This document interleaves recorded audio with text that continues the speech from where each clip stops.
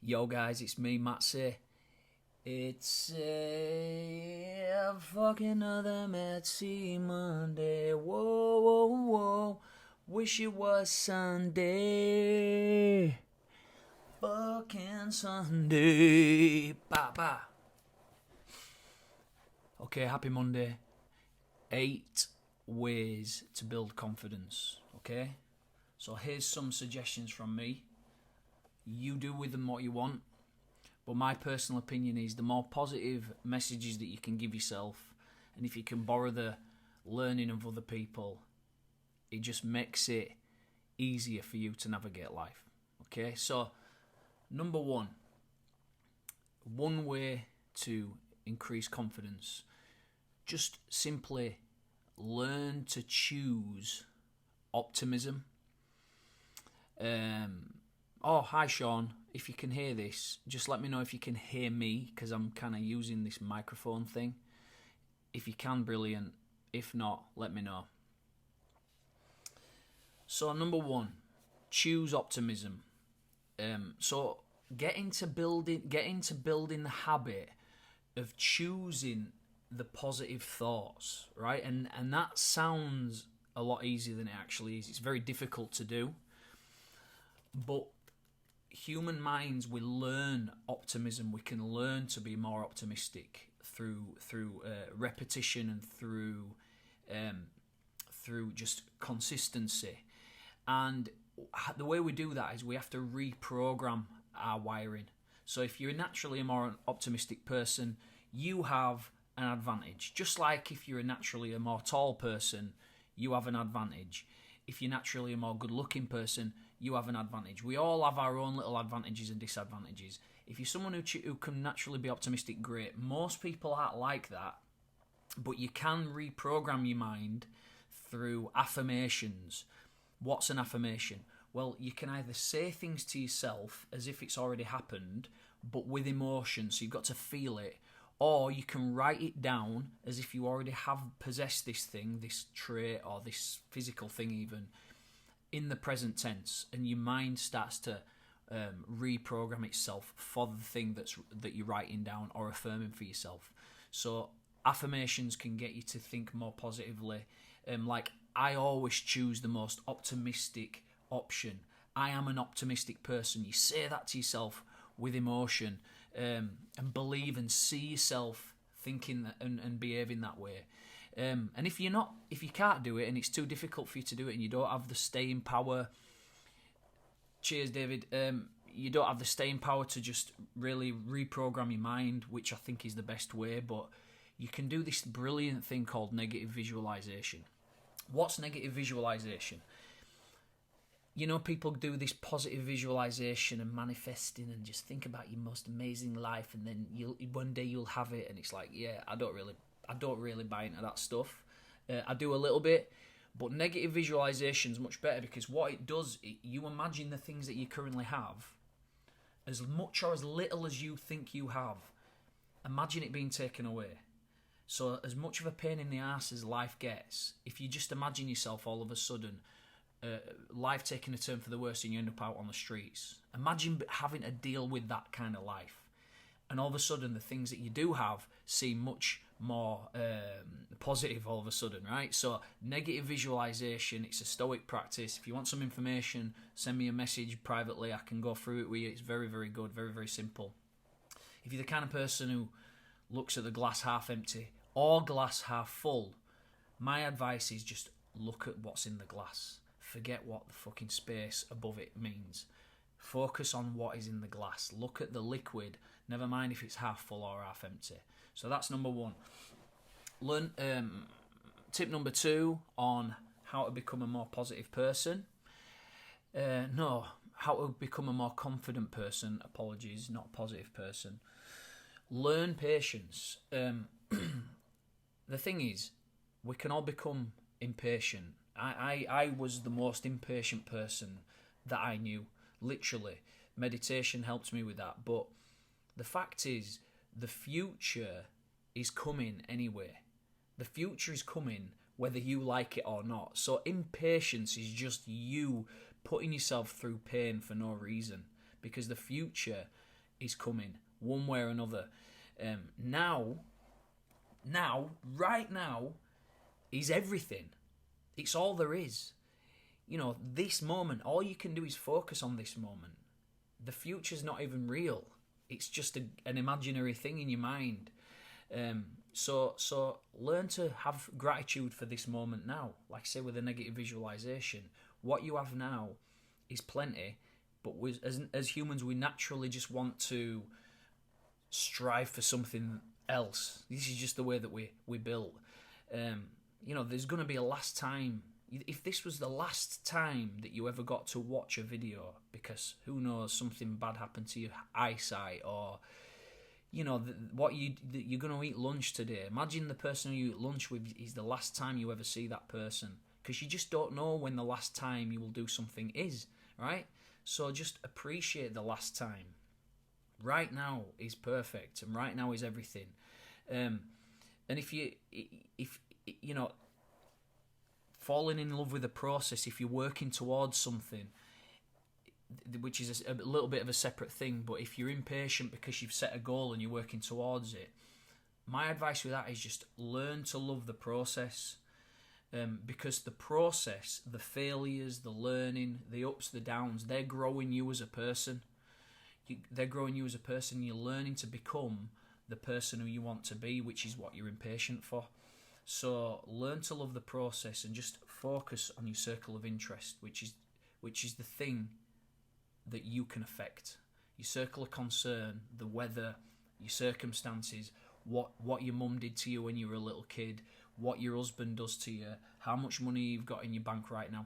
Those are circumstances that you can't change right now, but you can change your circle of interest, the things that you can affect immediately. So my recommendation is always focus on those things, and you just fall in love with the process because you feel more in control. That's number 2. Number 3, embrace your failures. There's the Japanese art of kintsugi. Take a regular boring old pot. The pot smashes and then they glue it together with gold. So they've got this boring old pot with beautiful gold cracks all around it, and the cracks are the thing which makes it beautiful. The whole point is it would be boring without the cracks. And if we think about all the best movies I've ever seen, nobody cares about watching a movie where just imagine watching a movie where the hero, the main character, gets given all the best weapons, gets given an army, and then they just sweep through a village and just annihilate everyone and then win. Nobody cares about that.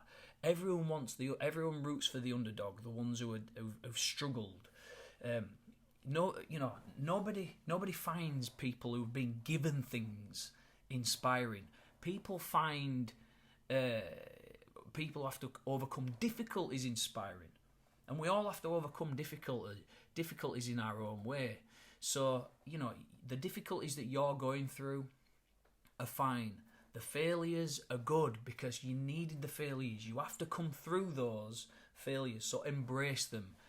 You are your own little kintsugi pot. And as well, another little tip, I would unfollow influencers on social media, because they do nothing for your self-esteem. If you have to follow people, follow achievers instead of influencers. Unfollow all of the influencers that you currently follow. So that's number 3, embrace your failures. Number 4, be around positive souls. Who we associate with has more of an effect of who we are than our parenting, the way we were parented, and just as much of an influence on us as our genes. So the genes that we've inherited are just as important to us as the people we associate with. That's how important our associations are. We're a social animal, so we have to choose really wisely who we're around. So if you hang around with 5 misery gutses who can't do anything else other than bitch about other people, whinge, whine, always a problem, there's always something happening to them, then you're going to be the 6th person in that circle, just like them. So my advice is choose your circle wisely, only be around people who are optimistic And confident, if you want to build confidence, yeah, it'll start to rub off on you. So that's number 4. Number 5, be proud of your life now. You are absolutely unique. There's nobody like you. There's, that is something to be proud of at the absolute least, no matter how unconfident you are and how much you might hate yourself, or you might think you hate yourself. You are unique, and if that's not worth being proud about, I don't know what is. You have around 4 trillion to 1 chance of even being born. 4 trillion to 1. Okay? Now, I'm not going to go into all the science and the maths behind it. You can look at all this stuff yourself. I'm just a guy making a video on Facebook. But if you were to count to 4 trillion, it'd take you 128,000 years. That's how big 4 trillion is. So you have a 1 in 400 trillion chance of even being born. And even getting to this far in life, you've overcome some unbelievable obstacles. Because the obstacle's in your mind. And in your mind is everything.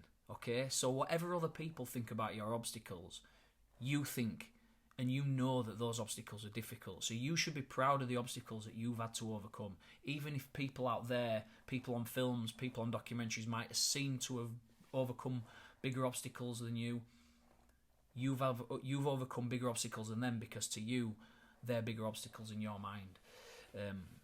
The past and the future are both in our head. Now is real. Be proud of yourself now. Number 6, don't require confidence to take action. You don't need to be confident to do something. So if you, let's say for example, you always fancied doing you feel like you're passionate about a certain subject, you felt like you wanted to share it on Facebook, but you're too insecure to do a live video, for example, which is fine, because that's loads of people. The reason I started doing these was because I felt like I wanted to get out of my comfort zone. I forced myself out of my comfort zone by starting to do these videos. Now I'm fine with it. So it takes time to sort of iron those sort of insecurities out. But doing something is better than doing nothing in most cases. Okay, so just even trying and failing is better than nothing. It's better for your self-esteem. Like I've already said, if we focus on our circle of influence, the things that we can influence. Let's say, go back to doing a Facebook Live example. If you really wanted to do a Facebook Live, you didn't feel like you had the confidence, focus on being brave enough to do it, and over time the confidence will come, because you'll realise that it's just a lot of shit, the reason why you were too insecure to do it, right? So your circle, focusing on what you can change, you can do. Your circle of influence is the most important thing of all. Most people don't ever take action because they're too fearful of being judged. But you don't need to be most people. I've given you the key now. Most confident people just know to act, and then they realise it's not that bad once they've started. And if you do fail, so what? At least you tried. That's enough to give you self-esteem anyway. And the number one key, the major key is, look man, nobody actually gives a fuck about you. You think they do. You give a fuck about you, and in your mind, that's everything. Your world revolves around you. But nobody out there gives a fuck about you. So just get over yourself, because nobody cares. So just do the thing, and you'll realise it's not that bad. Number 7, try to find courage over confidence. So I already said, don't think you need to be confident in order to do something. But confidence is a little bit of an illusion. Try to pull out courage when you think you need to be confident. So confident people, let's just say you might think that I'm a confident person because I dare to do this. I've just done it a lot, that's all. But I've realised that I don't mind rejection because it's not that big a deal. I used to be really bothered about it. And most people are, and that's normal to fear rejection. It really is normal to fear rejection. It's so human. It's untrue. Everyone feels the same. But confident people, the people who you think are confident, they've just figured out that rejection is not too bad, especially in this day and age. Maybe once upon a time as we were evolving it was, but now it's not. And my advice would be to go through the thing that you're scared of, and you will build confidence. You will build confidence, or to put it more precisely, you just won't care that much. You just don't really care and don't think about it. You don't think about what people are thinking about you. So you're not confident. You've just acted bravely in that particular way. So let's say, going back to the Facebook Live, if you were going to do a Facebook Live, be brave, and you will build a sort of I don't give a fuck attitude, and that appears to other people like you're confident. So go through what you fear. The obstacle is the way, as the Stoic saying goes. The brave people, confident people, they take action in spite of fear. We all feel fear, but we do it anyway. Fear is in all of us. It's a natural instinct. Taking action, even though we feel like we're in fear, makes the fear disappear. Whoa, I think I've just figured out a new line for a song. So look for courage instead of confidence, and the confidence will come. And then finally, number 8, meditate. Okay? This is when people start turning off, but just hang fire. When you meditate, you learn that every experience that you have is just sensations in your body and in your mind. It's just another sensation. It's just another imprint on consciousness. So fear is a sensation. Just like banging your knee and hurting your knee is a sensation. The ego is a sensation. The way that you feel, and the way that the proudness that you feel, and the way that you might think you're better than someone, or you might think that someone's better than you. All of that stuff, they're just sensations. And meditation trains you to notice them as what they are, sensations, like a physical sensation. And when you notice, especially an emotion, as a sensation, it has a massive half-life. The half-life quadruples. So whereas at some point you might have been shit scared of doing something, let's say you've got to do a best man speech, you might be petrified for weeks leading up to it. But somebody who meditates, they'll notice the fear as a sensation in their body, and the fear just dissipates really quickly. It's really weird, and what that does is it gives you back more of who you want to be. So rather than being consumed by fear, for example, you've got more of yourself back. So you're consumed by fear for a quarter of the time, for an eighth of the time, and then the rest of the time you've just got your regular self back.